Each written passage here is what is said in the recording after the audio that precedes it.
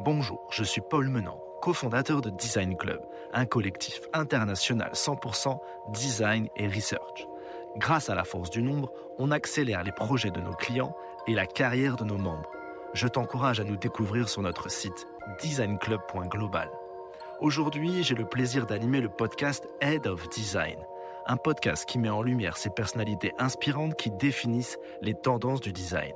Vous découvrirez leur parcours, savoir-faire et les convictions qui les animent, tout en partageant leurs bonnes pratiques et recommandations. Enfin, si tu apprécies notre démarche et ce podcast, tu peux nous supporter en donnant ton avis 5 étoiles et t'abonner à l'émission pour suivre nos prochains épisodes sur ta plateforme d'écoute préférée. L'expérience podcast est incroyable et vous êtes de plus en plus nombreux à nous suivre et je vous en remercie. Allez, c'est parti. Vous avez laissé votre manteau au vestiaire ? Bienvenue dans le club.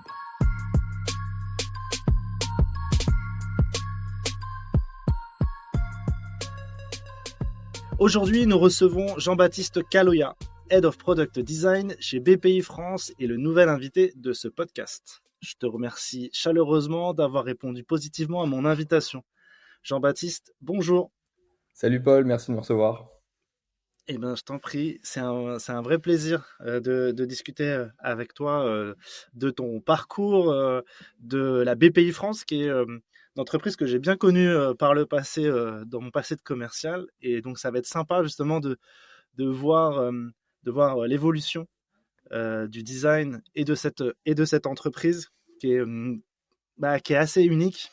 Et donc, ça va être intéressant de voir la place du design chez eux, de voir aussi comment l'équipe a évolué avec toi. Et puis ensuite, on discutera aussi de l'évolution du métier du designer qui est en perpétuel mouvement. Et puis justement, sur la partie aussi recrutement, avoir un peu ton regard sur ces différents points. Est-ce que ça te va ?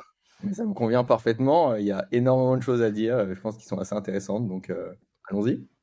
Eh bien, super. La première question que j'aime poser à mes invités, c'est à quel moment, toi, tu découvres le design dans ta vie ? Je pense que c'est une bonne question. Moi, ça remonte il y a quand même assez longtemps.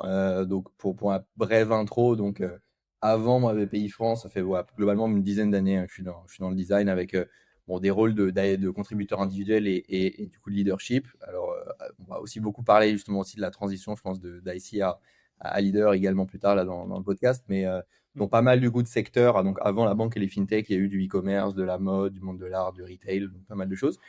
Et alors, si on remonte du coup, effectivement, avant ça, je pense que moi, la première interaction que j'ai avec le design est en fait très loin, mais je pense que tu vas vite comprendre comment ça a infusé un petit peu après derrière, comment je suis tombé finalement un peu dans le design de façon assez naturelle et je n'avais pas du tout imaginé au début que j'allais faire du design, parce que j'ai pas du tout fait une école de design d'ailleurs.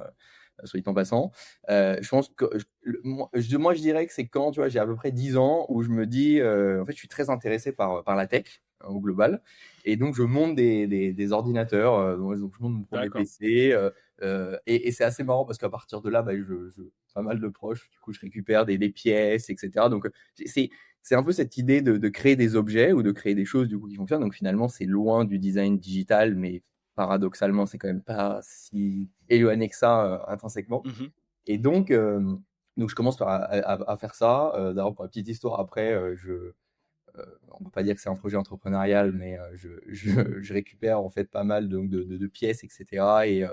Et je les revends après, en fait. Donc, il y a un petit projet que je fais avec du coup un ami de l'époque sur des plateformes comme Le Bon Coin et eBay, donc c'est vraiment bootstrappé. Ouais, mais c'est le début, tu sais, c'est le début de la richesse, comme on dit. Alors, de la richesse, je sais pas. En tout cas, je pense que d'un point de vue, on va dire scalabilité et rentabilité, c'est pas super rentable. Enfin, cela dit, tu récupères des pièces qui fonctionnent gratuitement. Donc, en fait, si, c'est plutôt rentable, mais c'est plutôt intéressant toute la logique derrière. Et on avait même fait un petit branding un peu de ce projet-là. On va pas parler de marque ni rien parce que c'était vraiment très, on va dire, bootstrappé, mais du coup, c'était assez marrant. Et en fait, donc, très rapidement après, je m'intéresse en fait donc vraiment en autodidacte en fait à comment on construit des interfaces et je commence en fait à faire du développement web. Donc là, c'est vraiment de l'HTML et du CSS, donc c'est quand même assez embryonnaire en plus à l'époque ce qu'on peut faire.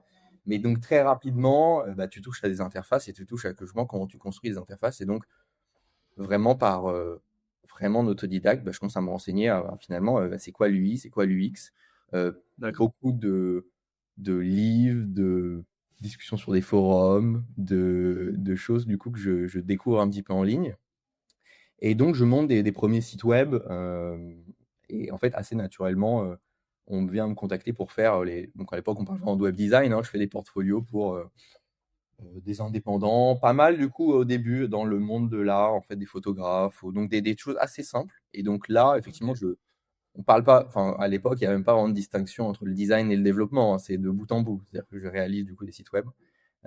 Et après, je monte aussi quelques projets perso de sites que du coup que je développe, notamment un site où je faisais aussi après derrière des tutos en ligne D'accord. sur des, Trop bien. voilà, des trucs très très embryonnaires et très simples, hein, Donc il y a des archives d'HTML. qu'on peut retrouver sur YouTube alors. Alors, je pense qu'il va falloir diguer pas mal, mais je pense que les auditeurs les plus pointus pourront récupérer, je pense. Il y a certains contenus qui existent encore sur Internet.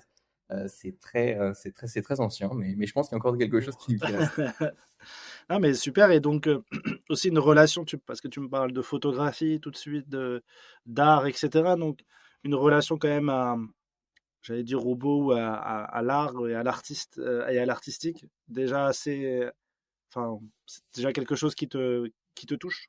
Ouais, en fait, moi, c'est toujours des. Alors, en fait, si on regarde, parce que finalement, le design, c'est quand même extrêmement large. Oui, c'est des thématiques qui m'intéressaient déjà à l'époque, qui m'intéressent, j'ai envie de dire, encore plus aujourd'hui, parce que je suis aussi passionné d'architecture, de design industriel ou ce genre de choses. Mais effectivement, ou même à la photo, que j'ai pu faire par le passé également, bon, en tant que loisir uniquement. Mais donc, oui, effectivement, il y a tout ça. Et donc voilà, je continue à travailler du coup sur des sites, on va dire, donc c'est quand même principalement du web, on va dire de plus en plus complexe. Il y a un petit peu de e-commerce, enfin voilà, ce genre de choses. Ok. Et, et après, effectivement, donc comme je te disais, je ne fais pas du tout une école de Ouais, design. c'est ça ce que j'allais dire. Tu fais une école d'ingénieur? Je fais une école d'ingénieur, exactement, à Paris. Je suis aussi originaire de Paris. Et donc, à cette époque-là, je commence déjà à faire finalement ça reste principalement du web, mais là, on est vraiment plus du coup déjà dans des sujets du I, du X pour ça peut être des indépendants, mais il y a aussi quelques petites startups, on va dire pré-seed globalement. Ok. Donc là, on se rapproche déjà un peu plus de ce qui est, enfin, de ce qui va être La après partie du design. entrepreneuriat et ouais, Exactement. Et en fait, créer un produit. en arrivant justement dans cette école, donc je continue à travailler voilà, en freelance du coup à l'époque. Et je monte en fait une vraie aventure entrepreneuriale cette fois-ci, qui est une appli euh, qui s'appelait, parce que l'appli n'existe plus aujourd'hui, Mm. Hype, et qui permet en fait de trouver des lieux globalement populaires dans toutes les villes du monde. Donc ça va de restaurants, de cafés, de galeries d'art, etc. En fait, moi, le point de départ, il est assez simple. Je suis aussi, dans toutes les choses qui m'intéressent, je suis passionné de café. Et donc la torréfaction du café, ça, c'est des choses qui me passionnent. Et à l'époque, en tout cas à Paris, euh, même plus globalement en France, l'offre de marché est quand même assez limitée, comparé à maintenant où en fait, si tu te balades à Paris, tu as des coffee shops qui Ouais, ouais, fleurissent tous c'est les trois coins de rue. Voilà, quatrième révolution du café. Mais donc à l'époque, il y a une offre qui est quand même extrêmement limitée. Et moi qui adore voyager, j'aime bien découvrir justement des cafés dans des villes dans lesquelles je voyage où la culture du café est plus développée. Je me dis, ok. ça serait super de pouvoir faire un service qui est basé là-dessus. Alors tu te doutes bien que c'est quand même assez niche comme besoin. Pour autant, il y a quand même il y a un certain intérêt. Et très rapidement, où en fait, je commence à du coup faire un petit peu de research sur justement quels sont en fait les besoins. J'identifie qu'il y a certes des plateformes comme TripAdvisor, comme Foursquare, auxquelles on parle beaucoup à l'époque, un peu moins présentes aujourd'hui, comme Ouais. Yelp, Oui, bien etc., sûr. mais qui présentent une exhaustivité de lieux qui sont populaires, moins populaires, très bien notés, moins bien notés. Et il y a une vraie complexité parce que l'expérience est quand même plutôt faite pour anticiper une venue dans un restaurant, dans un café, etc.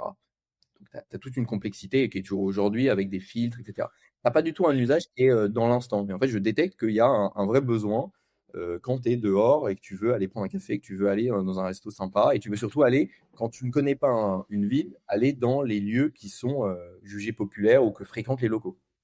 Ouais. Et puis justement, c'est ça, il y avait, moi de mémoire sur ces concurrents que tu avais nommés avant, il y a une curation qui est vraiment pas bonne ou qui est parfois. Enfin voilà, ils vont te proposer Hippopotamus, ils vont te proposer des trucs parfois un peu improbables.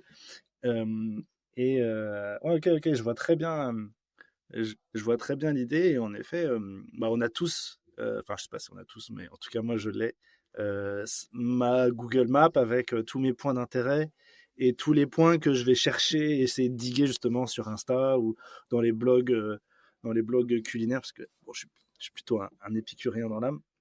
Moi, alors pas, moi je bois pas de café, je suis désolé. Mais, Très fan du mais, gastronomique. Je pense qu'on se comprend mais très bien. voilà, tu vois, tous ces lieux un peu sympas, etc. Mais il y a pas l'app. En tout cas, je l'ai peut-être pas cherché ou j'ai peut-être pas voulu la trouver. Il n'y avait pas l'app pour faire ça, et donc c'est ce que je comprends que tu as fait. Ouais.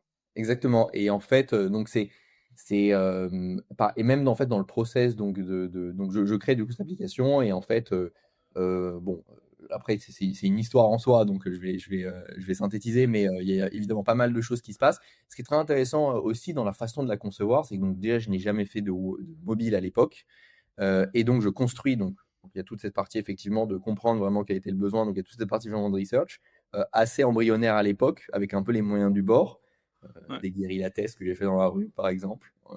Une petite anecdote assez marrante. Et surtout le fait qu'il fallait de développer l'application. Donc à l'époque, moi, j'ai que des compétences en développement web. On commence à avoir des premiers frameworks qui permettent de réaliser du coup des applis avec justement des langages web. On est autour de, tu vois, 2013, 2014. Donc moi, j'avais un iPhone 5 à l'époque. Ça fonctionne. La première version, du coup, je la développe intégralement. Y compris bah, toute cette logique d'aller sourcer en fait des données d'internet, donc de tous les sites que j'ai listés là, des réseaux sociaux, etc. Donc la première version fonctionne, je la distribue sur l'App Store, il y a quand même une traction assez intéressante. Bon, il y a des limites technologiques, notamment de justement ces frameworks à l'époque, c'est-à-dire que tu utilises 20 minutes l'appli, tu as 40% de batterie en moins. Et là, tu as Apple qui lance son langage de programmation Swift, à Bien peu près sûr. autour de 2014. Et je me dis, mais en fait, c'est génial. Et puis moi, du coup, qui suis très curieux, je me dis, ben, en fait, tous mes problèmes que j'ai aujourd'hui, qui limitent l'usage de mon appli, Ouais. ça peut être une super Ça va. expérimentation. Et pas du tout de connaissances. Le langage précédent, c'était Objective-C hein, sur iOS. Je connais pas du tout ce truc-là. Et donc, j'apprends un peu sur le tas. Euh, du coup, le Swift, c'est super compliqué parce qu'en plus, à l'époque, vu que ça vient de sortir, tu n'as pas de doc. Et tu n'as pas maintenant, enfin, clairement, tu n'as pas vraiment de l'IA assistée dans le code, etc. Donc, moi, j'ai beaucoup galéré. Mais je ressors quand même une version qui est du coup beaucoup plus donc, native.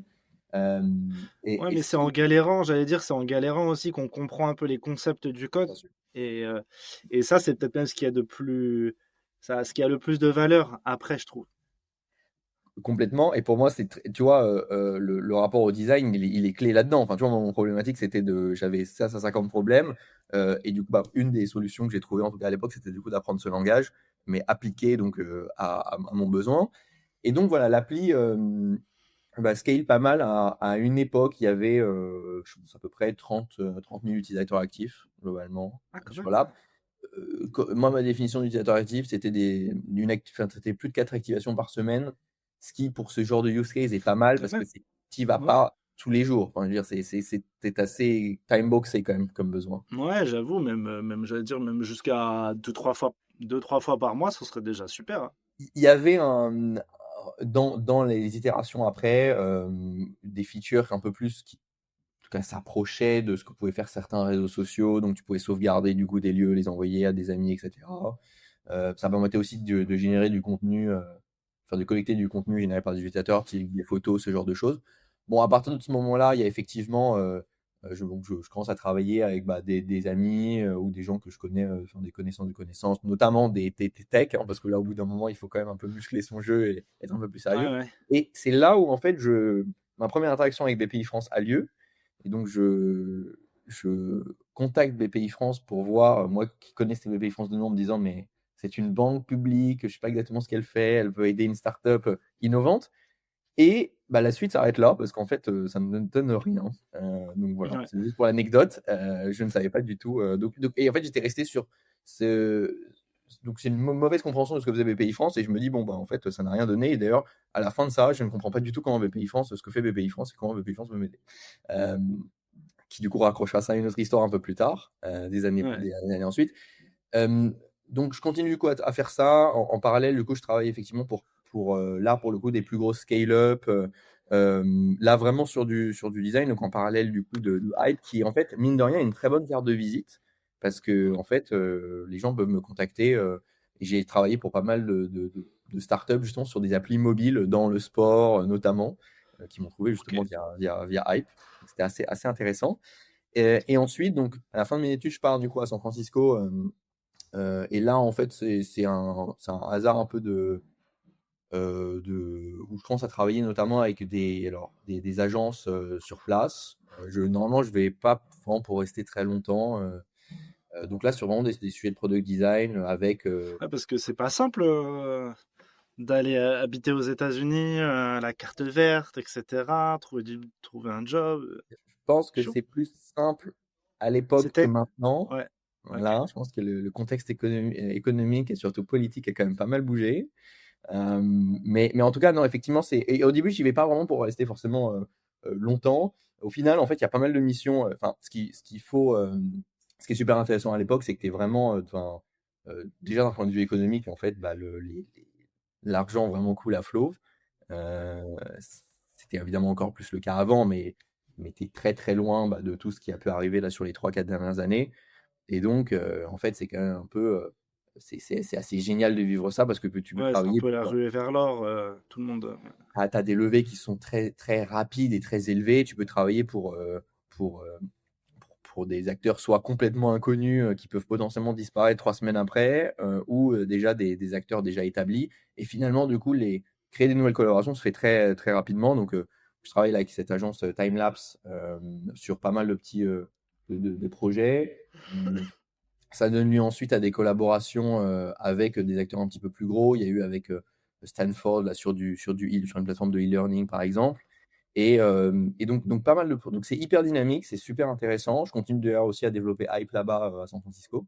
Et je travaille également aussi quelques mois avec Lyft, donc le concurrent d'Uber, sur l'expérience du Mm. passager, entre autres. Et ça, c'est super passionnant. Tu vois, juste à l'époque, il y a déjà des centaines de designers chez Lyft. Enfin, tu vois pas ça ailleurs. Et Ouais, c'est clair. c'est super intéressant. Euh, C'est là-bas où tu penses que tu as pu justement confronter un peu tes skills et à la fois, grandir en tant que designer. je pense que, alors, je dirais pas qu'il y a forcément un moment en particulier, parce qu'en fait, toutes ces expériences-là, mis bout à bout dans des contextes Ouais, très ok. différents, euh, on parle aussi beaucoup aujourd'hui de founding designer, mais enfin, moi, ça, j'ai arrivé dans pas mal de boîtes où en fait, j'étais le seul designer et tu travailles avec le fondateur, le cofondateur, les techs Mm. pour bah, monter en tout cas ce qui ressemble à peu près à un POC ou une première version d'une solution. Il y a ça, et après, il y a des boîtes un peu plus structurées. Donc, oui, effectivement, tu apprends énormément. Tu rencontres aussi, du coup, des gens qui ont des façons de faire complètement différentes. Donc, ouais, c'est super inspirant. C'est super inspirant. À la fin de ça, se pose aussi un peu, du coup, la question de bon, qu'est-ce que j'ai envie de faire? Moi, je suis très attaché à la France. Je suis très attaché, du coup, aussi à Paris. Ouais, c'est une autre vie hein, quand même, les États-Unis, hein. C'est Même si pas. ça peut faire rêver de loin, mais En tout cas, peut-être je regrette pas que du tout. c'est un autre modèle, quoi. C'est un autre modèle. C'est un autre modèle complet. En tout cas, je trouve ça super intéressant. Et donc, je rentre du coup un peu en France. Là, je commence effectivement à travailler aussi pour. Là, on va rentrer dans des boîtes qui sont du coup plus grandes, un peu plus structurées, notamment chez BNP. Alors, dans le groupe BNP en transverse. Alors là, chez BNP, c'est assez intéressant où en fait, je travaille du coup en transverse de pas mal de banques du coup du groupe. Assez peu finalement la filiale retail de BNP, Mm. qui s'appelait BDDF à l'époque, mais avec du coup pas mal d'entités en Europe, Turquie, Luxembourg, Italie, Bank of the Sympa aux US. Et alors, il y a des sujets qui sont très, on va dire, enfin, qui sont très liés à des expériences actuelles, mais aussi pas mal de sujets, on va dire vraiment de démarches très prospectifs, avec potentiellement des sujets super passionnants de je suis dans une entité qui s'appelle Pace, qui vise du coup à transformer le groupe, et tu as plusieurs verticales, dont une qui est l'expérience. Et je travaille sur des sujets, demain, comment tu réinventes la banque dans 15-20 ans dans un monde sans cash, par exemple. Donc c'est et là, il y a plein d'enseignements également qui sont une nouvelle façon de faire, qui sont du coup très conceptuels, qui sont aussi très intéressants dans comment du coup tu arrives, c'est des sujets aussi très actuels, et on va revenir évidemment après, autour de la culturation, autour du storytelling, ou comment tu arrives à embarquer du coup des gens qui sont très très loin du design, et de se servir du design comme un outil. Ça me donne des idées, en tout cas à l'époque, et donc je trouve ça assez effectivement passionnant. Euh, et après, il y a eu effectivement, plus ou moins dans l'ordre, effectivement, des plus petites missions sur d'autres acteurs banque fintech comme Orange Bank. Il y a eu ensuite, ça a démarré pendant le Covid, la refonte de l'expérience d'achat de la Cité des Sciences, qui est Mais d'ailleurs, je me disais, au final, on est très proche de presque du service design ou de l'expérience design, complètement. plus que de la création de maquettes et de On, expérience. on est Je dans un trouve bien, je trouve ça hyper intéressant comme move de faire ça. On est dans un sujet très CX, tu vois, et en fait, tu vois, par exemple, l'expérience sur la Cité des Sciences, c'est complètement ça aussi, même si ça part au début de juste refondre en fait la billetterie en ligne. Très vite, en gros, on arrive à aller ouvrir des réflexions sur globalement tous les touchpoints et toute la journey des différentes personnes qui vont à la Cité des Sciences, qui est un lieu physique. Et donc, on va toucher à la signalétique, on va toucher aux bornes, tu vois, qui sont dans l'espace, dans le musée.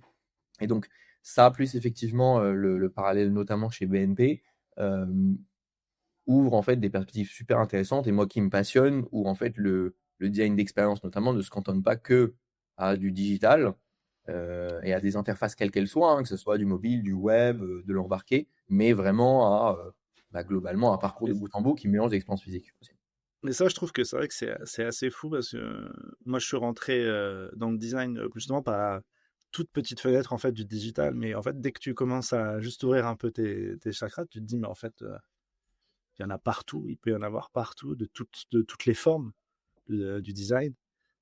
Et que c'est une méthodologie qu'il faut simplement, bah, déjà simplement pouvoir connaître et y comprendre un peu la puissance du truc.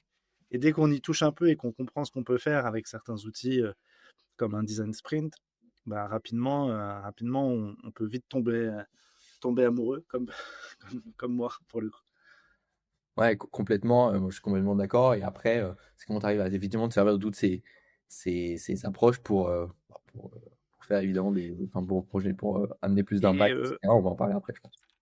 bah ouais, justement, on va faire le focus là sur BPI France. Donc, tu découvres le monde de la banque tu voulais peut-être rajouter un truc? Non, bah en fait, je pense que c'est une très bonne transition. Je pense que après ça, en fait, toutes ces expériences, je me dis, j'aimerais bien revenir du coup dans le monde bancaire. Et la raison à ça, alors j'avais pas forcément une prédisposition à faire du design dans la banque et dans les fintechs, mais il y a une réflexion que j'ai trouvée qui était super intéressante, notamment chez BNP ou même dans d'autres fintechs avec qui j'ai pu collaborer sur les plus petits formats. C'est que l'expérience du coup bancaire, alors là, je parle de tout type d'expérience, que ça soit du grand public, hein, de la banque de détail ou de la banque d'entreprise, mais c'est une des rares types d'expériences qui se suit globalement tout au long de ta vie. C'est ton rapport en fait à ta banque, globalement à tes finances, bah forcément conditionne un peu tout ce que tu peux faire, tu vois, ta vie pro, ta vie perso, tes loisirs, tes voyages, etc. Euh, on peut après zoomer sur des choses qui sont plus vraiment du day-to-day, typiquement le paiement, qui suit globalement tout ce que tu fais. Et globalement, ta banque, c'est peut-être un des services auxquels tu vas aller tous les jours. Regarder potentiellement ce qui se passe, que ce soit une banque entreprise ou une banque particulière. Et pour autant, moi, ce que je trouvais super intéressant, donc tu as un terreau qui est très fertile pour vraiment construire des expériences, on va dire, impactantes et intéressantes. Ouais. Et historiquement, alors, c'est pas vrai partout, et je pense sur les dernières années, ça a beaucoup bougé. La banque est en général pas l'endroit en termes d'expérience où tu te dis c'est le plus incroyable. Je pense qu'on a tous été frustrés plus d'une fois par le rapport à nos banques, à juste titre. Et donc, il y a quand même une dichotomie que je trouve assez intéressante. Et donc, c'est pour ça que je me dis, mais en fait, le monde bancaire, c'est super intéressant. Et à la suite, du coup, de ces expériences-là, donc on est fin 2020, début 2021. Pareil, je rencontre en contact avec VPI France, qui recherche des designers. Je me dis, mais c'est super intéressant. Moi, j'étais resté sur cette sur cette autre Ouais. vue justement avec ma boîte à l'époque. Ça n'avait rien donné. Je me dis, mais c'est super intéressant. Je suis très curieux déjà de savoir ce que fait BPI France et comment se fait le design chez BPI France. Et donc, du coup, voilà, on en revient là. Donc, moi qui suis donc à l'époque freelance, qui monte aussi un petit studio de design, etc., avec quelques autres associés. Là, je commence à travailler avec BPI France en freelance, du coup. BPI France est un de mes clients. Et donc, la mission est on ne peut plus large parce que c'est un rôle de lead product designer. Il n'y a pas de lead à l'époque. C'est structuré, du coup, le product design chez BPI France. Et donc, c'est un peu le début de l'aventure qui donne lieu à beaucoup de choses jusqu'à aujourd'hui. Ouais. Et justement, je voulais reprendre la partie où tu t'expliquais que la banque, c'était pas souvent ce qu'il y avait de plus sexy selon les designers. Et je trouve que c'est un truc parfois un peu. Alors, j'imagine que dans certaines, ça ne l'est pas. Mais dans d'autres qui évoluent beaucoup, je trouve que c'est un truc à killer un peu parce que. Après, c'est vrai que ça dépend aussi des attentes de chacun, mais clairement, faire du design dans un environnement complexe, avec des règles de gestion super complexes, des possibilités de partout, etc. Et donc, y trouver de la simplicité de navigation dans cet environnement, c'est peut-être le challenge peut-être un des challenges les plus intéressants qu'il puisse y avoir, versus je vais peut-être pas me faire de copain, mais tu vois, peut-être versus peut-être un e-commerce un peu simple ou un site un peu plus unique dans la journée, quoi.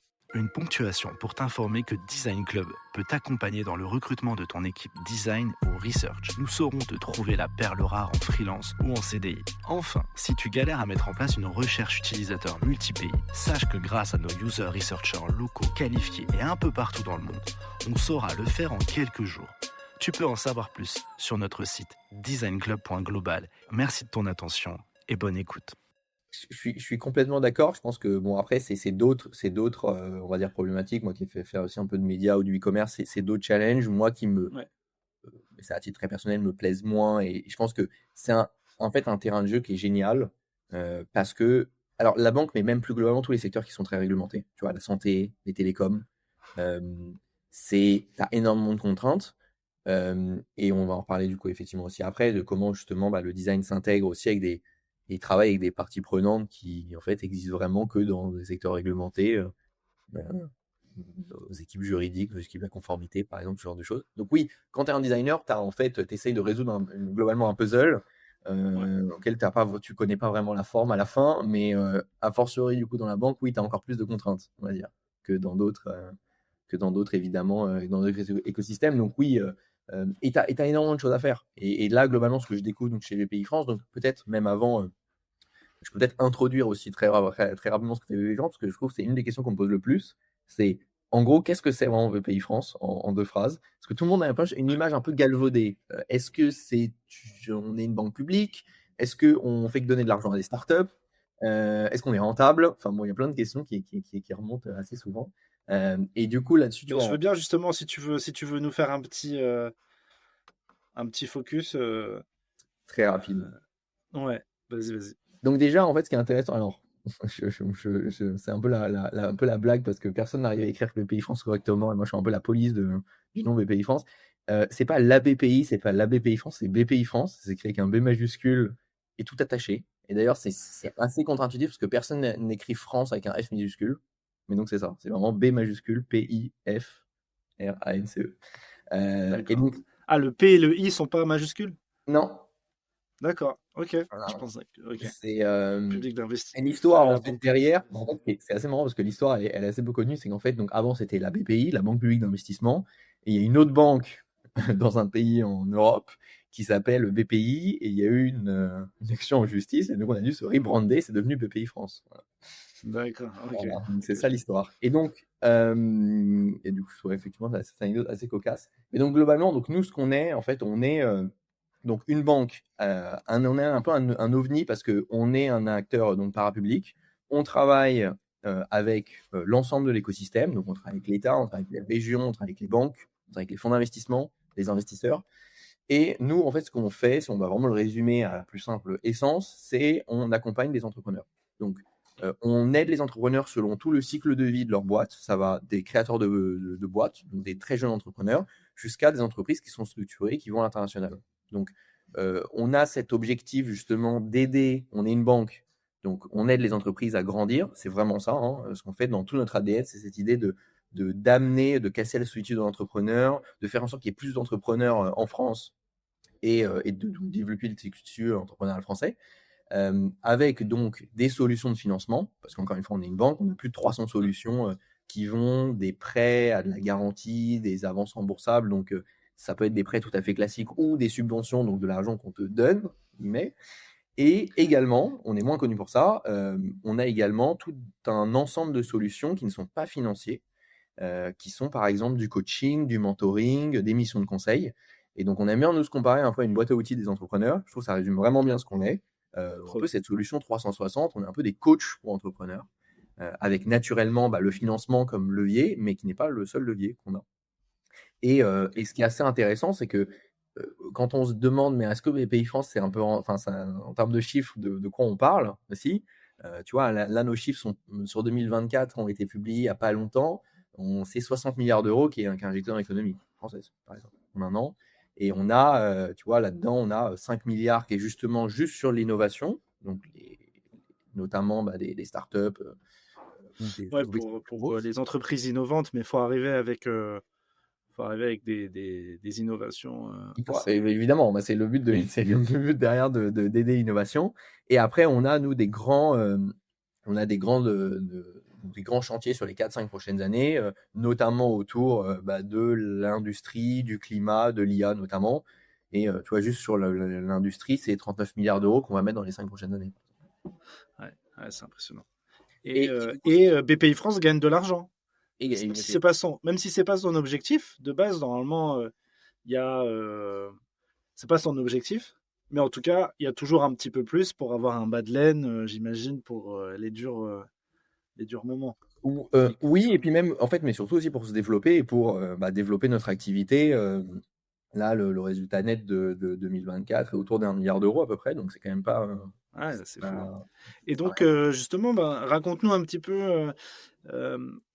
Tu arrives dans une équipe qui est déjà quand même. Il y a déjà du design chez BPI.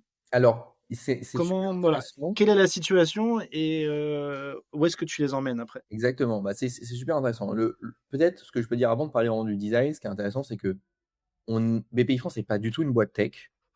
C'est une banque quand même d'investissement et qui est avant tout, qui opère en fait vraiment dans l'expérience de BPI France, c'est avant tout dans le monde physique. Quand je dis ça, tu as 1500 banquiers, tu as 50 implantations régionales, donc des bureaux globalement qui existent en France et on a des bureaux aussi à l'étranger. Et on crée énormément aussi d'événements. Donc, tu vois, là, par exemple, l'année dernière, on a créé plus de 300 événements. Donc, quasiment un événement par jour en région de BPI France. Donc, c'est assez intéressant parce que, tu vois, quand je parlais de l'expérience de la banque, en fait, il n'y a pas une expérience digitale, en tout cas, à l'époque.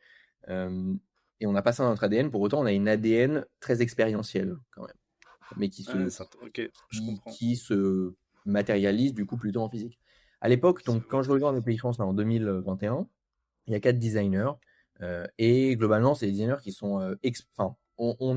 On est donc dans une entité qui s'appelle BPI France Digital, qui vise donc à transformer le groupe, qui s'est créé quelques années avant, qui a eu un énorme essor, notamment pendant la période Covid, parce que forcément, il fallait digitaliser bon nombre d'opérations, notamment opérer le PGE, donc les prêts garantis par l'État, qui a été opéré par BPI France et plus particulièrement par BPI France Digital.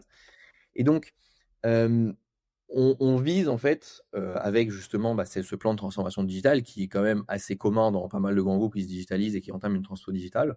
En fait, il y a 2 versants. Le premier, en fait, c'est de repenser comment on opère nos services via le canal digital.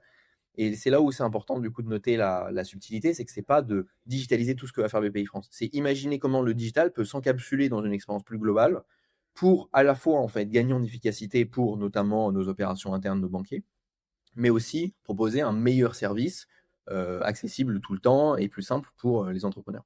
Donc ça, c'est vraiment le point de départ. Et si on en revient effectivement au design, on a globalement, donc, comme je disais, très peu de designers qui sont vraiment un peu explosés dans l'organisation. Et on a un peu cette cette approche, on va dire, très, un peu comme une agence interne, si tu veux, et très, très exécutante. Et les designers, si je tire un peu le trait, font des maquettes. On leur passe de commandes globalement de maquettes, mais si on dézoome Ouais, un bien sûr. peu à l'époque, en fait, c'est BPI France, tu as 6 grands métiers qui représentent les 6 grandes activités de BPI France, dedans qui sont structurées par direction et sous-direction. Et globalement, on est très en rebond. Il y a, pareil, donc peu de designers, il n'y a pas vraiment de profil product, il y a quelques tech, et on est vraiment dans l'exécution de aller, une direction A veut une plateforme pour faire ça. Ouais, de ce que demandent les stakeholders. Ok, je vous fais ça. Et du coup, quand tu arrives en fait à ce moment-là, tu te rends compte que forcément, ça a créé évidemment un ensemble de plateformes, de sites web ou autres. Juste, aujourd'hui, on a plus de 186, tu vois. Ouais. Donc c'est énorme. Ah oui. Et l'autre chose qui Et est avec un manque de cohérence, j'imagine, et peut-être de remise en question de tiens, le projet A et le projet V, au final, il y a plein de choses qui font en commun et ça n'a pas de sens de créer deux plateformes. Et complètement. Et l'autre chose qui est aussi importante à noter, c'est qu'en fait, BPI France, à l'origine, est la fusion de 4 banques. Donc, on a hérité notamment du système d'information. Et donc, on a un legacy qui est aussi certain. Donc, c'est un beau challenge, si tu veux. Il s'est passé évidemment, du coup, plein de choses. On va pouvoir évidemment revenir là-dessus, du coup, plus en détail. Mais donc, effectivement, c'est ça un peu le point de départ. Il y a eu évidemment des projets, on va dire, et des succès quand même assez clés. Et si je remets le curseur à aujourd'hui où on en est, en fait, on a beaucoup grandi, évidemment par le design, mais aussi par le produit, et par la tech. Et aujourd'hui, on a plus de 35 équipes produits, donc tech, produit, design, data. On a une trentaine de designers, majoritairement des product designers, des designers aussi qui sont transverses, donc content, design, research ops, design ops, visual design. Et ce qui est surtout le plus intéressant là-dedans, c'est qu'en fait, et encore une fois, on est sur des sujets de transformation, donc avec une maturité qui est disparate au sein de la boîte, mais dans le cœur de notre activité, on a en fait complètement repensé notre modèle en fait de construire nos expériences et nos produits. On n'est plus du tout dans je veux créer une plateforme parce que il y a une commande, disons, de tel ou tel stakeholder, mais repartir, ça c'est un travail du coup de fond qu'on fait et qu'on continue à faire de plus en plus, des objectifs stratégiques de la boîte, donc ce qui est défini du coup par le COMEX, et derrière, en fait, de trouver globalement derrière chacune des verticales, chacun de nos métiers, quels sont en fait finalement les métriques et les objectifs en termes de business, et comment derrière on va pouvoir transcrire ça dans évidemment des choses qui sont mesurables en termes de produits et d'expérience, et d'imaginer ensuite derrière comment on construit les meilleurs dispositifs pour réussir à ça. Et donc on renverse complètement du coup l'approche pour qu'aujourd'hui, finalement, on arrive à créer ça. Et donc, évidemment, on a scalé, tout est scalé, y compris le nombre de plateformes qu'aujourd'hui qu'on opère, ce qui est assez incroyable, finalement, quand on y pense. Ouais, tout à fait. Et donc, en fait, ce qui insinue aussi que, au final, le design est remonté à un niveau assez stratégique. Déjà, il y a des réflexions design qui se portent auprès du COMEX, ce qui n'existait pas du tout avant, j'imagine. Et ça change tout en fait dans la. Comment alors je sais pas si c'est, j'imagine que c'est pas que toi, mais en fait, y a participé. Comment justement on arrive à faire entrer le design dans un grand groupe comme ça et qui prennent en compte voilà, cet aspect-là. Alors, je pense qu'il n'y aura pas clairement une réponse. Et donc, moi, je peux partager ce qui a été mis en place chez BPI France, qui peut pas forcément fonctionner dans une autre boîte, mais Bien sûr. et clairement, il n'y a pas de, enfin voilà, il y a pas de réponse magique. Par contre, je pense qu'il y a il y a 3 grandes étapes, on va dire, et de comment du coup c'est structuré le design et comment on a réussi à scaler évidemment le design, mais aussi le produit globalement chez BPI France. Le premier, moi, tu vois, quand j'arrive, en fait, donc autant te dire qu'entre 4 et tu vois, les 30, là, évidemment, il y a eu plein d'étapes, évidemment, intermédiaires. Tu dois repenser à chaque fois comment ton équipe fonctionne, etc. Et construire aussi ton équipe. Moi, mon rôle a énormément évolué. Au début, quand j'arrive, je fais énormément de contributions individuelles. Et ça, c'est génial parce que je prends vraiment zoomer dans le cœur des problématiques. Ce qu'il faut savoir, c'est que du coup, donc, nous, on construit des produits, des plateformes pour en fait 3 grandes familles d'utilisateurs. Donc, les clients de BPI France qui sont les entrepreneurs et les investisseurs, notre réseau de banquiers, nous on appelle chargés d'affaires, nos 1500 banquiers qui sont au contact quotidien de nos clients, et l'ensemble de nos partenaires, donc l'État, les banques, les régions, les incubateurs, etc. Donc ça, c'est globalement tout ce qu'on fait. Ce qu'on a commencé à faire, c'est, je pense qu'il y a 2 exemples qui sont assez intéressants. Le premier, et ça avait déjà commencé avant que j'arrive, l'idée de réfléchir à comment finalement on peut digitaliser du coup une partie de nos activités et créer une expérience de banque en ligne pour nos clients, nos collaborateurs et nos partenaires. En gros, ça veut dire quoi? C'est-à-dire qu'on va permettre notamment à nos clients de beaucoup plus rentrer en contact beaucoup plus facilement auprès de BPI France pour savoir comment nous on peut accompagner ces entreprises parmi nos centaines de solutions. Donc, gérer finalement tout ce qu'on nous on appelle l'entrée en relation, c'est-à-dire le premier contact avec BPI France, le montage de dossier de financement, et ensuite, dans la durée, gérer ton prêt ou tes financements, et ensuite pouvoir accéder à de nouvelles solutions. Ça, c'est l'expérience client, mais évidemment en miroir pour les banquiers, où il y a un énorme gain à aller chercher en termes d'efficacité de nos opérations. Et donc, le point de départ, c'est qu'on avait effectivement une première plateforme qui existait. Donc là, je remonte à 2021 globalement. Et ce qu'on voyait, en fait, c'était assez intéressant, c'est qu'en fait, la plateforme existait, mais c'était vraiment le reflet un peu de notre complexité de l'époque. C'est-à-dire que tu vois même dans les interfaces. Et donc, c'était finalement le reflet de comment fonctionne la tech et comment est découpée la boîte, donc très siloté. Et donc, on se rend compte que finalement, on a des utilisateurs qui sont des entrepreneurs, qui sont des banquiers. Pour autant... Et qui subissent cette organisation-là. Qui subissent cette organisation-là, mais qui surtout, en fait, on a 2 choses qui sont assez intéressantes. On a peu de traction et surtout, on arrive à observer des moyens de contournement très intéressants qu'ils mettent en place parce que en fait, il y a une rigidité dans les parcours et dans l'expérience. Et donc, ça, c'est un premier élément où en fait, on a vraiment zoomé. On s'est entouré d'ailleurs, on a construit un peu une base d'une centaine globalement d'entrepreneurs, un peu, si tu veux, bêta-testeurs, on va dire, sur lesquels en fait, on est allé très très loin dans la research. Et donc, c'est super intéressant parce que c'est la première fois qu'on faisait vraiment de la recherche à proprement parler. Quand je suis arrivé, il y avait, quand on parlait de recherche, c'était de la recherche très évaluative, quoi. Donc, il y avait des maquettes qu'on confrontait à des utilisateurs, avec plus ou moins de biais d'ailleurs, et ça permettait de dire, bon, ça, c'est bien, en fait. Donc là, ce qui est super intéressant, c'est qu'on creuse vraiment dans le problem space, et on arrive à vraiment à comprendre, globalement, en fait, qu'est-ce qu'on essaye de faire, et comment justement cette expérience de banque en ligne va vivre en fait au sein de ce que va utiliser un entrepreneur tous les jours, c'est-à-dire sa banque, ses banques d'ailleurs de son entreprise, et ses outils de compta, de pré-compta, de facturation, etc. Et donc là, on va identifier des moments très clés, déjà en fait de comment se construit l'expérience de BPI France, des entrepreneurs et donc des chargés d'affaires, donc nos banquiers. Et là, on arrive à identifier de très précisément, il y a des moments, en fait, il y a des vraies frictions dans l'expérience. Il y a des endroits où, en fait, c'est fait en physique et on pourrait vraiment réussir à digitaliser cette partie de l'expérience. Et donc, on commence par construire ça. Tu vois, si je te donne un exemple concret, on se rendait compte qu'en fait, nos clients qui étaient financés, ils contactaient leur banquier, leur chargé d'affaires pour récupérer leur tableau d'amortissement. Donc globalement, c'est le détail de ton prêt. Si on fait le parallèle avec si tu as un prêt IMO par exemple ou un prêt à la conso, c'est le découpage de ton prêt, c'est tes mensualités et l'état de remboursement de ton prêt. Ils récupéraient en fait ces documents-là pour ensuite les mettre dans en général un Excel pour ensuite pouvoir suivre en fait au day-to-day combien ils devaient rembourser et pouvoir finalement mieux gérer leur trésor. En fait, quand on comprend ça, on se rend compte que toute la chaîne, elle est évidemment pas du tout efficace, parce que si à chaque fois un client doit contacter son banquier, qui lui-même doit faire remplir des opérations en interne pour récupérer ces infos-là, c'est pas du tout efficace. Ça donne lieu, par exemple, à la construction d'une fonctionnalité au sein du coup de BPI France en ligne qui permet de suivre en temps réel toutes tes prochaines échéances. Et donc évidemment, si tu as X prêts, tout ça te donne la vue consolidée, et donc tu n'as même pas besoin de contacter BPI France, et tu n'as pas besoin de refaire les calculs dans ton Excel pour avoir cette info.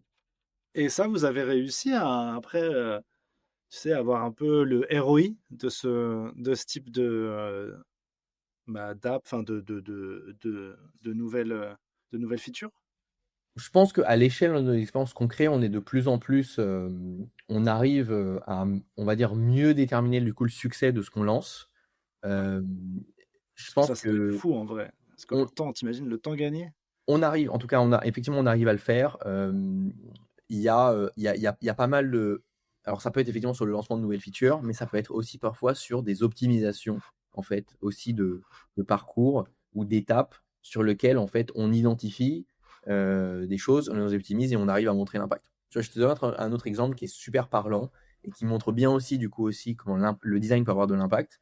Dans certains de nos parcours, on demande du coup à nos clients de vérifier leur identité. Donc ça, c'est une procédure qui est tout à fait classique du coup dans le monde bancaire, qu'on appelle KYC. Donc de vérifier ton identité pour voir si tu es bien la personne que tu prétends être. Et donc, pour des questions évidemment donc de conformité et pour différentes raisons, en fait, on doit toujours laisser la possibilité à nos clients de le faire soit via un parcours complètement digital, soit de le faire en physique. Donc, tu prends rendez-vous avec quelqu'un chez BPI France pour le faire en visio ou dans un rendez-vous en physique. Ce qui est très intéressant, c'est que ça existait dans certains de nos produits. Et en fait, on s'est rendu compte qu'on avait quand même une part non négligeable de personnes qui prenaient justement ces rendez-vous en visio ou en physique. Donc tu te doutes bien que en termes d'opération, c'est très coûteux pour nous. Et en termes d'expérience client, c'est assez contraignant quand même. Le lead time, du coup, augmente. Tu dois prendre un rendez-vous, tu dois aussi être organisé. Enfin bon, c'est compliqué. Et quand on a creusé un petit peu, en fait, on s'est rendu compte que, en fait, c'était que la façon dont était restituée l'information à nos clients était extrêmement confusante et on avait un vrai sujet autour de la transparence, de comment finalement on expliquait ça aux entrepreneurs. Ça fait partie d'un très gros chantier autour du content et du UX writing notamment, d'arriver et a fortiori, du coup, on en parlait des contraintes dans la banque. En fait, la banque, il y a quand même un jargon complexe. Les gens ne sont pas des banquiers, enfin en tout cas les entrepreneurs ne sont pas des banquiers. Et on a un vrai travail de pédagogie à faire, d'autant qu'en plus, on le sait bien qu'il y a certains moments où, en fait, par rapport à ta relation avec ta banque, tu vas être plus ou moins frileux ou plus ou moins stressé. Ouais, bien Donc, sûr, il bien y a sûr. un C'est vrai des moments sujet qui là-dessus. sont pas simples. Ouais. Il y a un Bien vrai sûr. sujet du coup là-dessus. Et encore une fois, dès que tu touches à des sujets financiers, c'est très engageant. Quand tu vas demander un prêt, c'est engageant parce que tu dois derrière le rembourser. Quand tu investis de l'argent, c'est pareil. Donc, ce travail-là, en fait, on l'a mené et c'est un excellent d'ailleurs exemple aussi de collaboration où, là, par exemple, c'est des designers qui ont travaillé vraiment main dans la main avec nos équipes justement de la conformité du juridique pour voir en fait globalement, quels étaient finalement les éléments sur lesquels, en fait, on était obligé de donner cette information à nos utilisateurs et en fait, on s'est rendu compte, en faisant pas mal de recherches là-dessus, que ce qui manquait, c'était vraiment une problématique autour de la transparence des données, en fait, qu'on utilisait, qui donnait lieu, en fait, à forcément, tu es pas en confiance, tu comprends pas exactement comment vont être servis tes données, donc tu refuses et tu vas, faire une vérification d'identité, en visio où tu parles à un être humain. Ouais, En repensant d'accord. complètement ça. Donc c'est vraiment c'est en fait un sujet finalement purement du X et de front, hein. On Ouais, est vraiment de- sur le avant-après, il est vraiment juste sur une étape de nos parcours. C'est super intéressant parce qu'on a réduit le volume globalement, de vérification manuelle qu'on avait à quasiment 0 et on fait économiser plus entre 50 et 80 heures par mois à nos équipes opérations. Ce qu'on traduit directement du coup en argent qui est gagné. Donc là, on est vraiment on peut Ça, montrer vraiment l'impact que ça a. Et ça vient du design.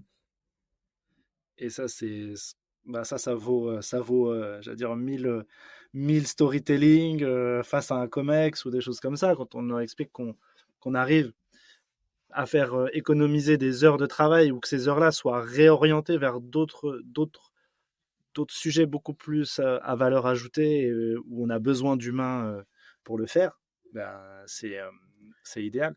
Et ce qui est d'autant plus intéressant, c'est qu'en fait, tu montres tout le process. C'est-à-dire que donc tu as le résultat, qui est évidemment hyper impactant, et tu arrives à comprendre qu'en fait, il y a plein en fait de succès Comment on a fait pour intermédiaires. faire ça? Ouais. Comment tu arrives à le faire? Comment en fait tu vois que finalement c'est peu coûteux, en fait. En Ouais. réalité, c'est assez peu coûteux, le avant-après. Et ce qui est très d'autant plus intéressant, c'est le retour de justement des équipes qui ont travaillé là-dessus, notamment nos équipes, je pense à la conformité au juridique, qui ont travaillé avec les designers. C'était une nouvelle façon de Ouais. travailler pour eux aussi, complètement nouveau. Et de Et se des mettre à... profils qui sont pas simples à gérer parce que enfin, voilà, non, c'est comme ça. Un mot, c'est Oui, enfin, mais un mot, c'est un mot, une orientation. Enfin, ce qui est très intéressant, c'est que du coup, en fait, on s'est très vite rendu compte qu'on voulait la même chose. Les designers et du coup, ces équipes-là voulaient absolument la même chose, protéger les utilisateurs et leur permettre du coup de simplifier finalement ce qu'ils voulaient faire et nous aussi de se protéger d'un point de vue légal, naturellement. Et donc finalement, sur cet exemple-là, en fait, l'un ne vient pas en opposition de l'autre. Alors, je dis pas qu'on arrive à chaque fois à le faire, c'est évidemment pas ça, mais ça montre aussi, et donc dans nos sujets d'acculturation qui sont très forts, montre une nouvelle façon de travailler et une façon où, en fait, c'est du gagnant-gagnant. On respecte nos obligations réglementaires et légales, on respecte un haut niveau d'expérience et de qualité dans le produit final, et ça se traduit directement en impact et en gain en termes du coup d'efficacité et donc en termes d'argent. Je te retrait. Ouais, c'est incroyable. C'est hyper intéressant que tu mettes en avant l'UX Writing. Moi, et le content, maintenant, on appelle ça aussi le content design. Ouais. Moi, c'est vraiment un sujet qui m'est cher et que je trouve malheureusement trop mis, je dirais, en bout de chaîne dans la création d'une équipe design. Souvent, c'est à partir de peut-être de la 10e ou de la 15e personne qu'on commence à se dire, tiens, ce serait très bien qu'il y ait de l'UX Writing. Quand tu m'as dit quand tu es arrivé, vous étiez 4, enfin voilà, il y avait une équipe qui était déjà présente. Toi, à quel moment tu décides de faire rentrer des profils de content et du X-Writing dans l'équipe? C'est arrivé assez tôt. Au début, effectivement, c'était vraiment de l'UX Writing. Maintenant, on a intégré ça dans une dimension plus globale de content, plus transverse, qui aussi intègre un peu notre langage design, hein, globalement. Mais je pense que c'est arrivé, tu vois, là, le profil qu'on a dans les équipes, Nicolas, ça fait 3 ans, 3 ans et demi. Donc, en fait, ça arrivait assez tôt. Moi, je sais que c'était une des choses sur lesquelles je voulais, en fait, vraiment. Je savais qu'en fait, on pouvait avoir aussi de l'impact dans 2 choses, dans nos expériences et aussi dans la façon dont on perçoit le design. Parce que, en fait, très souvent, on oublie que le texte, c'est une composante, on va dire, mineure. Mais ça fait partie complètement de l'expérience. Et en fait, parfois, on commence par ça. On commence par évidemment le contenu écrit. Ce qui est très intéressant, c'est que quand on a fait notamment tout ce travail au début, d'arriver à comprendre finalement c'est quoi l'expérience de BPI France, et en fait, tu as plein de couches, tu as la partie donc, de l'entrepreneur, tu as du banquier, tu as le partenaire. On a réussi à spotter aussi des moments où, en fait, en termes de points de friction, même en termes d'impact émotionnel, il y avait des éléments qui étaient très forts. Et donc, dès ce moment-là, en fait, on a commencé à intégrer une réflexion en termes de wording, de quel est le message qu'on veut amener. Est-ce qu'on veut amener effectivement un message de soutien, d'accompagnement. Enfin, donc c'est là on a vraiment défini aussi nos tone of voice, parce qu'en plus on a différents types de tone of voice, parce qu'on s'adresse à des clients, à des banquiers, à des partenaires, qui sont du coup forcément différents.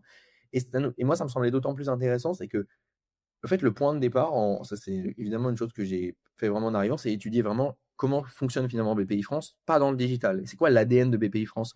Et donc finalement quand tu regardes BPI France, tu regardes d'ailleurs même nos campagnes, tu pars dans le métro, dans des journaux, etc. C'est très décalé quand même comme banque. En fait. Ouais. Ils ne sont pas du tout au sérieux. Et donc, ça me semble très intéressant de translater ça aussi dans nos expériences digitales. Et donc, il y avait deux enjeux. À la fois, comment on renforce finalement l'image et la marque BPI France dans tous les points de contact, donc que ça soit en physique avec ton chargé d'affaires, dans une campagne que tu peux voir sur n'importe quel endroit dans l'espace public, et aussi dans le digital.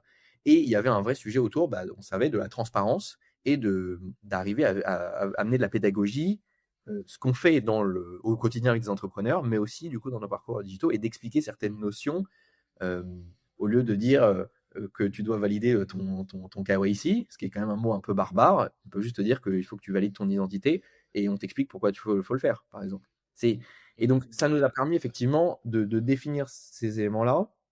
Ensuite, d'ouvrir à aujourd'hui des réflexions content et des guidelines content qui sont adoptées au niveau de BPI France, ce qui est super. Bah ouais. Et encore une fois, les sujets de l'acculturation, ça fait rayonner aussi du coup le design, et ça montre que c'est pas juste des maquettes en fait, c'est beaucoup plus. Et c'est là où ça montre que oui, le design et la brand, que le design, la brand vont peut-être un jour bientôt faire qu'un. En tout cas, ils doivent vraiment se rapprocher, et le content, c'est central. Et je sais que j'avais eu l'info que 80% d'une page web ou d'une application mobile, 80% c'était du texte. Oui. Et en fait, c'est vrai que on le met tout le temps un petit peu de côté, et on va se focuser sur les 20%. Au final, est-ce qu'il ne devrait pas y avoir 80% de content designer et 20% de product designer? Je ne sais pas, mais... Alors, je ne sais pas si on peut faire... c'est un peu Mais en tout cas, effectivement, la dimension du content est extrêmement forte. Et nous, c'est quelque chose qui est du coup super important aujourd'hui. On a un Ouais, c'est vrai, trop bien. tout au long du process, effectivement, un vrai, une vraie réflexion effectivement sur le content. Et tu parlais des éléments de la brand, je suis complètement convaincu de ça. C'était d'ailleurs aussi un des autres enjeux très forts. C'était justement, on a le langage, donc le content, qui nous permet effectivement d'amener pas mal de réassurance, de transparence, de renforcer certains moments de nos expériences. Et il y a aussi toute la partie justement branding, où en fait, nous, historiquement, on a un branding qui est très print. Et donc, il a fallu en fait aussi réfléchir à comment on injecte aussi notre ADN d'optimisme, de vitesse dans nos interfaces et de créer finalement un ensemble d'éléments qui vont de notre univers, donc de nos icônes, de nos illustrations, de toute la direction, on va dire, en termes d'UI, qu'on a complètement repensé, et notamment avec Mike, qui est Studio Magos, qui est un super illustrateur et qui on travaille depuis Trop bien. quasiment après être arrivé finalement, qui nous permet aussi de travailler sur justement certains moments d'expérience. On se dit on a envie d'amener un message supplémentaire et on va utiliser l'animation, la micro-interaction, l'illustration pour renforcer ce message-là. Et créer aussi du coup tout cet univers qui est complètement complémentaire et qu'on travaille vraiment main dans la main avec la direction de la brand, qui n'est pas au digital, pour voir comment on étend finalement notre ADN dans des médiums qui sont complètement différents entre du print et du digital. Ouais, et puis j'imagine que la façon de faire, le design thinking et peut-être les organisations de design system, de content system, etc., c'est sûrement des choses qui les intéressent aussi côté brand, Complètement. qui peuvent faire sens pour eux, pour d'avoir un peu cette archive commune, cette bibliothèque commune.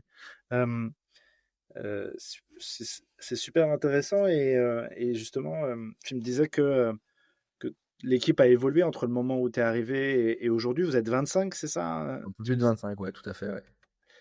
Comment on fait aussi pour gérer cette croissance d'effectifs et, et puis ensuite, j'allais te poser la question de comment tu les as recrutés et qu'est-ce que tu regardes Ouais. dans ces profils. Je pense que la première Et partie. peut-être, ouais, Oui. et pour apporter un petit peu plus de sel, je dirais, à la première partie de la question, c'est quel type de profil tu as pu intégrer au fur et à mesure. Ouais, tout à fait.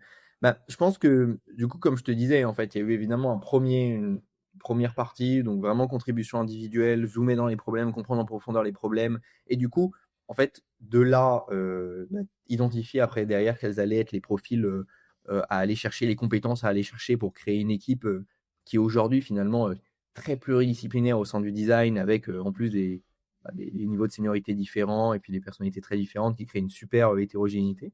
Donc ça, c'est super. Et du coup, tu vois, donc ce que je te disais, donc ça, c'était un peu la première étape, on va dire, du scale. La deuxième a été évidemment, tu commences à grandir et donc tu dois complètement repenser comment tu fonctionnes.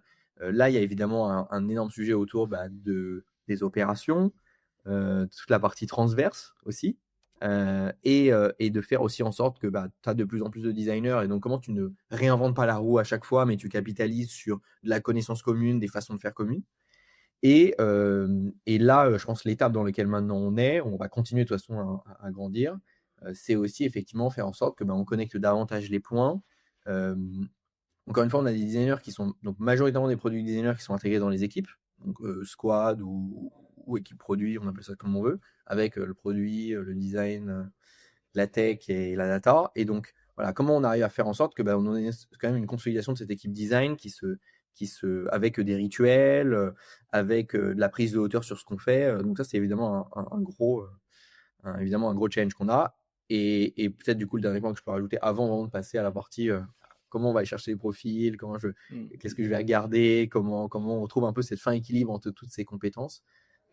C'est du coup la dernière chose, et peut-être depuis à peu près un an, on est vraiment à fond dessus, c'est comment les designers qui portent chacun vraiment la vision design du coup de BPI France et ce qu'on fait, développent aussi toute cette capacité à aller accélérer la culturation, vulgariser ce qu'on fait, partager du coup tout cet aspect autour du storytelling qui est absolument clé pour réussir à faire en sorte que on continue à construire des produits qui sont de mieux en mieux, d'expériences qui sont de plus en plus impactantes et intéressantes, on va dire, et aussi de faire en sorte d'aider toute l'entreprise à justement s'aligner et à des personnes qui sont très loin du design, de finalement comprendre ce qu'est le design, mais par le design, avoir des réflexions effectivement plus stratégiques pour s'aligner et pour finalement sortir de ce mode, on va dire, qui peut encore arriver très, très top-down delivery. Ouais. Ok. Donc voilà un peu les différentes étapes. Et donc forcément, oui, mon rôle a énormément du coup évolué entre évidemment il y a 4 ans et maintenant. Ouais, c'est ça, Naturellement. j'imagine. Tu passes beaucoup d'entretiens. Tu as Ouais, passé beaucoup d'entretiens. je pense Tu as fait que passer. ce qu'il faut savoir, c'est que nous aujourd'hui, alors on a beaucoup grandi. Quand je dis on, c'est tout le digital, donc la tech, le produit, le design, la data, avec des ressources externes. Donc là aujourd'hui dans l'équipe, on a majoritairement du coup des designers qui viennent soit de différents partenaires avec lesquels on travaille ou des indépendants. Pour certains qui sont là depuis très longtemps, à plus de 3 ans, donc ils sont tout à fait intégrés au même titre que des Faut pas le ressources dire, ça. internes. Faut pas le dire, hein. Qui sont là depuis 3 ans. Presque 3 ans. Très important, c'est pour ça que je dis presque 3 ans. Et donc, mais il y a eu des évolutions aussi derrière. Bien sûr, des évolutions de poste. Non, mais tout à fait. Ça J'imagine que pendant 3 ans, tu restes pas à faire la même chose. Exactement, tout à fait. Et donc, et il y a de l'internalisation, tu vois, qui est aussi en cours là en ce moment. D'ailleurs, je recrute un nouveau lead designer. Donc, on va effectivement continuer du coup à grandir, mais effectivement, c'est dans un premier temps, ça a été d'aller on va dire étoffer l'équipe sur des expertises. Donc, je parlais du content design, je parlais du visual design, entre autres. Et effectivement, plus récemment, un énorme focus sur la research ops et design ops, qui sont extrêmement clés au fur et à mesure où on grandit. Design system aussi, naturellement. Et voilà à peu près. Et justement, pour les recruter, qu'est-ce que tu regardes dans un CV, un portfolio? Quels sont les do's et les don'ts un peu pour toi? Une dernière ponctuation pour t'informer que toi aussi, en tant que designer ou researcher, tu peux devenir membre du Design Club pour accélérer ta carrière et avoir accès à des opportunités uniques. Tu peux en savoir plus sur notre site designclub.global et via les liens en description de l'épisode. Merci de ton attention et bonne écoute. C'est un peu la question à 1 million, ça. Comment tu arrives à... Alors, je pense que ce qui est aujourd'hui, du coup, comme je disais, on a... en fait, je pense que ça va dépendre évidemment naturellement du type de profil. Si c'est un designer, on va dire expert transverse, donc comme j'ai pu te donner là, certains exemples, ou un lead designer ou un product designer qui est quand même intégré dans les équipes. Donc évidemment, tout ça va dépendre. Tout le travail qui a été aussi fait justement depuis le moment où on a commencé à scaler l'équipe, c'est évidemment définir un peu plus précisément une matrice de compétences, notamment pour voir aussi à l'échelle de l'équipe où étaient les compétences et pouvoir le suivre dans le temps, globalement, et voir s'il y avait des compétences qui étaient manquantes. Donc, déjà, ça part on va dire, de ce moment-là où à chaque moment où on se dit il y a besoin d'un nouveau designer, ça a été clairement identifié de quelles étaient les compétences, on va dire, craft skills principales, et ce qui permet, et du coup, la zone dans laquelle il va travailler, ce qui forcément déjà donne globalement des directions sur quel type de profil chercher. C'est vrai qu'il y a quand même des besoins, on va dire, différents. Si je prends par contre, effectivement, dans l'ensemble, notamment sur la partie soft skills, moi, il y a un truc que je suis. Alors, on peut le faire aujourd'hui. Le processus de recrutement, il est assez classique. On en parlait un petit peu avant qu'on commence. Il y a première rencontre qu'on a avec notre chief of staff, vraiment sur la partie valeur et comment du coup la personne se projette du coup dans ce qu'on fait. Ça, on commence vraiment toujours par ça. C'est super intéressant. Et a fortiori parce que aujourd'hui les designers là, qui sont dans l'équipe sont vraiment passionnés par ce qu'ils font. Il n'y a jamais eu, alors il y a évidemment bien sûr des choses qui se passent plus ou moins bien, mais aucun designer n'a jamais dit qu'il s'ennuyait parce qu'il y a un nombre de sujets absolument incalculable à tirer. Donc là c'est une bonne chose. Il y a une review de portfolio et après il y a un case qui est après du coup là ça va vraiment dépendre du coup plutôt du profil, si c'est un contributeur individuel ou Ok. rôle de lead, par exemple. Donc voilà à peu près comment c'est structuré. C'est finalement assez classique. Moi, ce que je vais forcément aller regarder, il y a des éléments évidemment sur lesquels je vais être assez, on va dire, assez méticuleux, notamment sur le portfolio. Alors là, je pense qu'il y a à peu près enfin, il y a plein de façons, autant de façons qu'il existe que de boîtes. Moi, je sais que il y a sur le fond la capacité à comment tu t'arrives à bien du coup découper ton problème et framer du coup ton problème. Ok. A fortiori, moi, il y a un truc que je vois assez souvent, euh, c'est que parfois le projet est expliqué comme si tu partais d'une feuille blanche. Donc je m'explique là-dessus, c'est qu'en fait, très souvent, en fait, dans une étude de cas, le point de départ, c'est 0. Alors, ça peut exister, je pense à fortiori quand tu montes une boîte, par exemple, mais quand tu arrives, même dans des équipes qui sont embryonnaires, ou même sur un projet qui est quand même embryonnaire, je trouve ça d'autant plus intéressant d'arriver à noter tout ce qui est quand même le point de départ, que ce soit la dynamique organisationnelle, ce qui n'existe pas, les contraintes, etc. Ça donne déjà une vue beaucoup plus d'ensemble. Et moi, je trouve que ce qui est super intéressant avec ça, c'est que plus un designer qui a framé pas que le problème du coup de design, mais l'écosystème dans lequel s'entoure ce problème-là. Ça, je trouve ça extrêmement intéressant. Et après, il y a effectivement, bien sûr, évidemment, notamment dans les études de cas, c'est comment tu rends tout ton storytelling, tout ce problème que tu as identifié, qui est évidemment tangible et activable et actionnable. Ouais.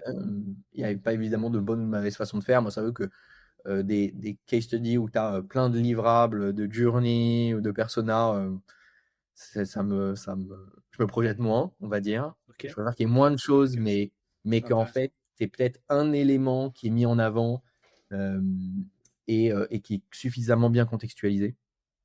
Je pense que clairement, on part du principe que oui, la méthodologie, elle doit être maîtrisée, mais elle est maîtrisée quand tu arrives à t'en servir et pas juste tu montes des livrables pour montrer des livrables. Je crois beaucoup en ça. Trop bien. Et après, moi, il y a une chose, alors que pas forcément dans le portfolio, mais dans les échanges que tu vois vraiment, c'est des designers qui sont vraiment curieux. Donc, il y a évidemment ce trait-là qui est super intéressant et qui se posent eux-mêmes les bonnes questions de finalement pourquoi cet élément ou cette expérience fonctionne de la façon dans laquelle elle fonctionne. Et donc, ça, je trouve ça super intéressant parce que, a fortiori, nous, dans nos contextes, qui sont forcément très larges, en fait, tu as envie d'explorer continuellement et d'aller un peu vraiment au fond et de déterminer globalement où sont les bordures de là où tu vas t'arrêter. En fait. Alors, donc, ça, je trouve ça assez intéressant.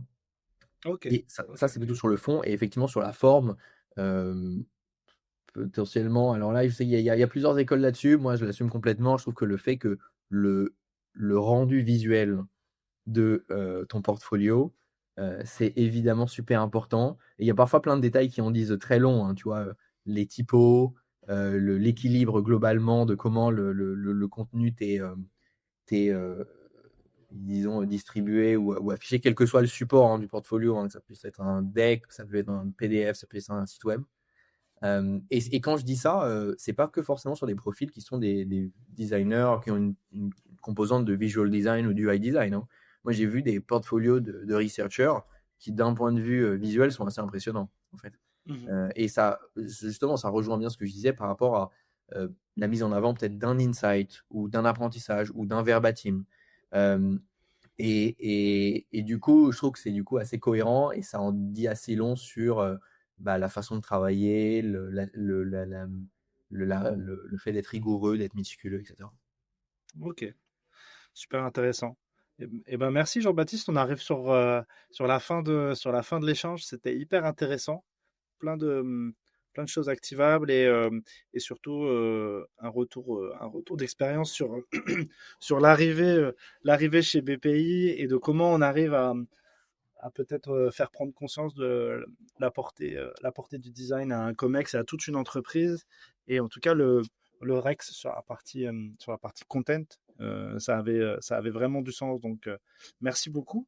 Pour terminer, j'aime bien finir par des recommandations. Est-ce que toi, tu as une source d'information ou un livre que tu nous recommanderais aux auditrices et auditeurs? C'est une très bonne question. Alors oui, j'ai plein de sources d'informations. Moi, je fais beaucoup de veille. J'adore d'ailleurs. On fait ça beaucoup avec les équipes. On se Ok, partage beaucoup de veille qui peut venir de différentes newsletters dans lesquelles je suis inscrit, des articles sur Medium, donc pas mal de choses. Pour les livres, moi je trouve qu'il y a 2 livres. Alors ça va être une recommandation très généraliste, mais il y a 2 livres que j'ai trouvé super intéressants et que du coup j'encourage tout le monde à lire. Tu as Julie Zhu qui est ex-VP Design de Meta, qui a écrit un livre qui s'appelle je crois que c'est The Making of a Manager, qui du coup, alors là, s'adresse plutôt aux designers qui transitionnent de contributeurs individuels à des postes de leadership. Pour autant, je pense que chaque designer peut le lire, enfin, quand bien même ils ne sont pas dans cette situation-là. Et c'est pas qu'une question de titre, mais même une question de posture. Et je trouve qu'il y a plein d'éléments, là pour le coup, qui sont très actionnables. En plus de raconter sa propre expérience en fil rouge chez Meta. Donc, c'est pour voir comment ça se passe dans des boîtes qui sont très structurées, qui sont des boîtes tech et qui intègrent le design quand même de base. Donc, ça, c'est assez intéressant. Après, sur on va dire, la littérature qui est peut-être un peu plus technique dans cette même, on va dire, thématique, tu as, c'est la maison d'édition, la O'Reilly, qui fait plein de livres autour du design. Tu as Articulating Design Decisions, qui est, du coup, en fait, pareil, comment, du coup, tu rends le design plus tangible auprès de gens qui sont très loin du design. Donc, c'est comment super intéressant. tu arrives à mieux acculturer.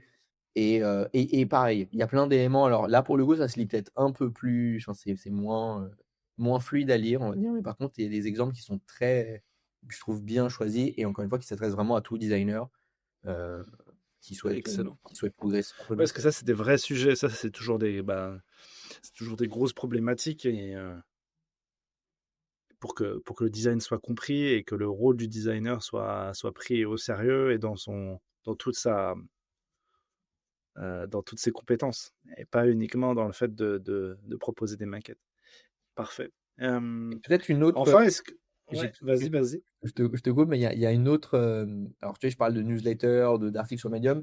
Il y a ce site que j'aime bien qui s'appelle doc.cc, qui est fait aussi par un collectif de designers et qui, du coup, là, c'est des articles. Alors, c'est vraiment de réflexion sur pas mal de sujets.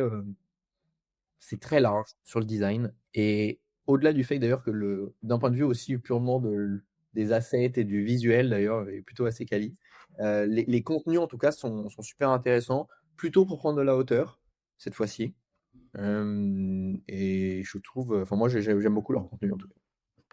Ah, excellent. Ok. Ah, trop bien.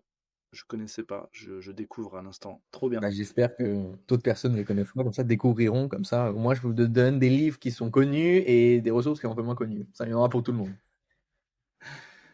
Parfait. Et enfin, est-ce que tu as un film à nous recommander et un album de musique? Alors, bon, moi, du coup, c'est vraiment mes goûts personnels. Donc, un album de musique que j'adore, il y a un de mes artistes préférés, enfin, un groupe d'artistes préférés, c'est Tame Impala. Et j'adore leur album Currents. Donc, là, pour le coup, très, très, enfin, pas récent du tout, mais qui pour moi est une référence que j'adore absolument. Et alors, un film, c'est vrai que je suis pas, autant je suis très, tout le monde en a parlé, je suis très art, le cinéma et c'est à contre-cœur parce que j'aimerais passer plus de temps et regarder plus de films. Mais il y a un film que j'ai trouvé super intéressant et notamment dans notre contexte, je trouve qu'il m'a offert une réflexion que je te partage là, que je vous partage là, vous en faites ce que vous voulez. C'est Memento de Nolan, que je n'avais pas du tout vu. Donc je l'ai vu il y a genre 3 mois. Hein. Donc c'est très récent quand même. C'est un film qui date des années 2000. Et c'est super intéressant. Alors pour ceux qui ne connaissent pas, je vous encourage à le regarder. Ça décrit l'histoire d'un personnage principal qui est atteint de perte de mémoire et donc qui note globalement bon nombre de choses qui lui arrivent sur différents types de supports. Ça va de carnet à des tatouages, du coup, aussi. Ça me perd un peu, donc je ne vous spoil pas évidemment la suite du film.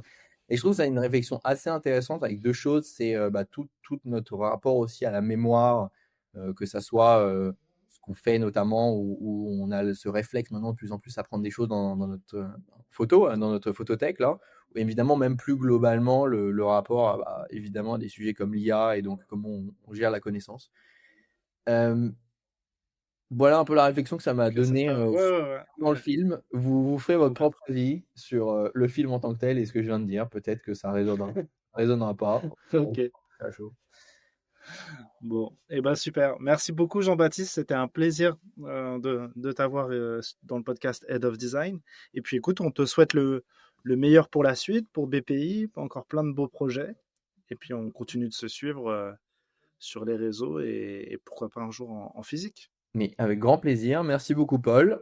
C'était en tout cas un plaisir du coup de partager quelques bribes en tout cas de choses Trop bien. qu'on a Ouais, parce que fait. je pense qu'on peut encore continuer la discussion pendant un bon moment. Je pense que Peut-être pour un épisode 2. je suis très bavard, donc il faut évidemment dire de m'arrêter, mais oui, complètement. Des lieux à plein de Ok. sujets. Merci, Paul. Merci. À bientôt. Au À revoir. plus, bye bye. Merci d'avoir écouté le podcast Head of Design. L'expérience à vos côtés est incroyable et je vous en remercie chaleureusement. Si tu veux aller plus loin, je te laisse m'ajouter sur LinkedIn. Je serai ravi de pouvoir débriefer avec toi des épisodes. Allez, le club ferme ses portes. J'espère que vous avez apprécié le moment et on se revoit très très vite.